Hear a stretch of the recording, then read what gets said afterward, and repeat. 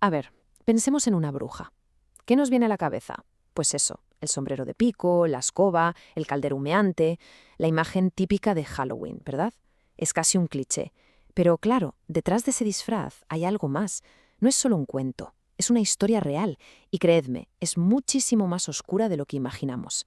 Y esa es la clave. Antes del disfraz de cartón, la bruja era, pues, una persona de carne y hueso. Podía ser una vecina, la partera del pueblo, una mujer que simplemente era independiente y que al final acabó siendo una víctima. Así que vamos a meternos de lleno en esto. ¿Cómo se pasó de esa persona a una caricatura que justificó una de las persecuciones más brutales de la historia?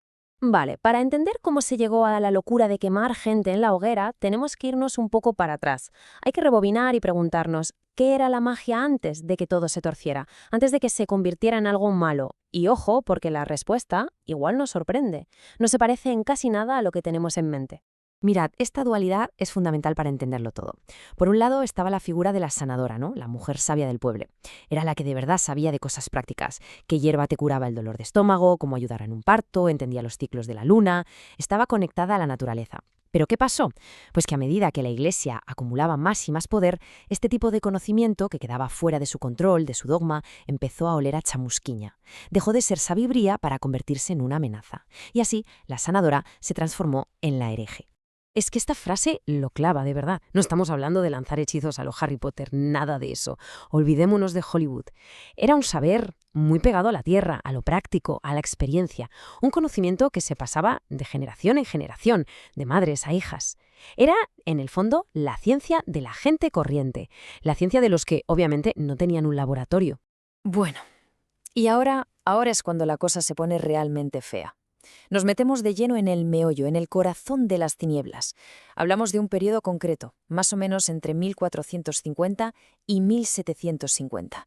Aquí es donde el miedo que flotaba en el ambiente no solo estalla, sino que se organiza, se convierte en un sistema, en un arma de exterminio. Fijaos, lo que tenemos aquí es básicamente la receta de un desastre, una auténtica tormenta perfecta. Pensemos en los ingredientes. Primero, un cambio climático, la pequeña edad de hielo que trae hambre. Luego llega la peste negra que trae muerte por todas partes y una desesperación total.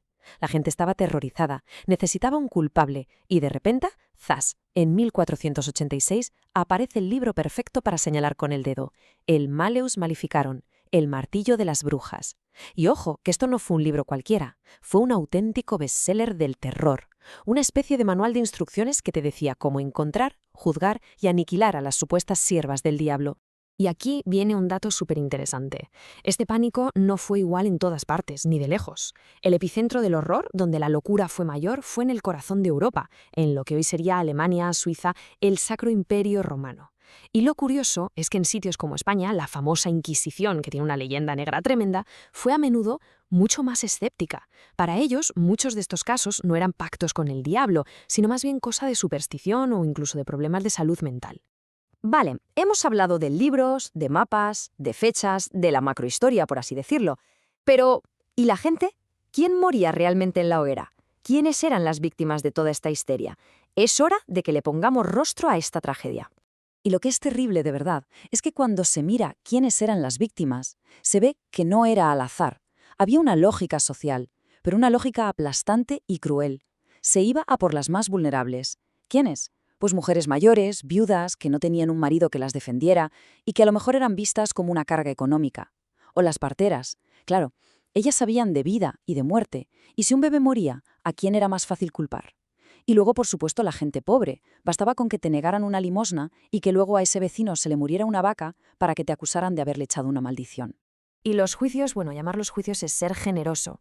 Era una farsa, una auténtica locura macabra. El mejor ejemplo es la prueba del agua. La lógica era para volverse loco. Ataban a la persona acusada, la tiraban a un río. Si flotaba, culpable, porque el agua, que es pura, la rechazaba. Así que la sacaban y la ejecutaban. Y si se hundía, entonces era inocente. El agua la aceptaba, pero claro, moría ahogada. O sea, era una trampa mortal. Daba igual lo que pasara, el sistema estaba diseñado para condenar, no para encontrar la verdad. Pues bien, toda esta locura no se quedó en Europa, no.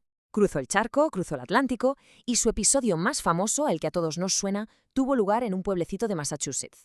Sí, claro, estamos hablando de Salem. Es que Salem era el ejemplo perfecto de una olla a presión a punto de reventar. Tenía todos los ingredientes para que se liara una buena. Un puritanismo religioso extremo que veía al diablo hasta en la sopa, comunidades súper aisladas, llenas de miedos y paranoias, y encima una tensión brutal con los nativos americanos. Solo faltaba una chispa para que todo saltara por los aires, y esa chispa fueron las acusaciones de unas cuantas adolescentes. El resto, como se suele decir, es historia. Pero la historia no termina aquí, con las cenizas y el horror, ni mucho menos. De hecho, a partir de este punto, la figura de la bruja empieza un viaje de transformación que es alucinante. Pasa de ser el monstruo a convertirse en un símbolo de poder. ¿Cómo es posible? Vamos a verlo. Pues el gran cambio vino de la mano de una nueva forma de ver el mundo. Llega la Ilustración, el auge de la ciencia, y con ellos un arma letal contra la superstición, la razón.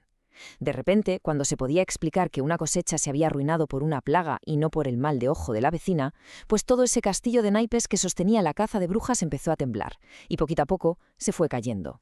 Y esto nos lleva a un concepto cultural que es fascinante, que es la reapropiación. ¿En qué consiste? Pues es muy sencillo. Es coger una palabra, un símbolo, que se usaba para insultar, para hacer daño, y darle completamente la vuelta.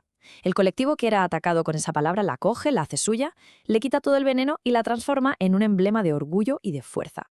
Y eso es, ni más ni menos, lo que ha pasado con la palabra bruja. A partir del siglo XX, sobre todo, movimientos como el feminismo o nuevas corrientes espirituales como la Wicca han hecho justo eso, han rescatado la figura de la bruja del baúl de los monstruos y le han dado un nuevo significado. Hoy en día, si alguien se define como bruja, no está diciendo que sea una persona malvada, más bien todo lo contrario. Se ha convertido en un símbolo de autonomía femenina, de conexión con la naturaleza, de rebeldía frente al poder. Porque si algo nos tiene que quedar claro después de todo este viaje, es que la caza de brujas, en realidad, nunca fue sobre la magia, ni siquiera fue en el fondo sobre la religión, y desde luego no iba de monstruos.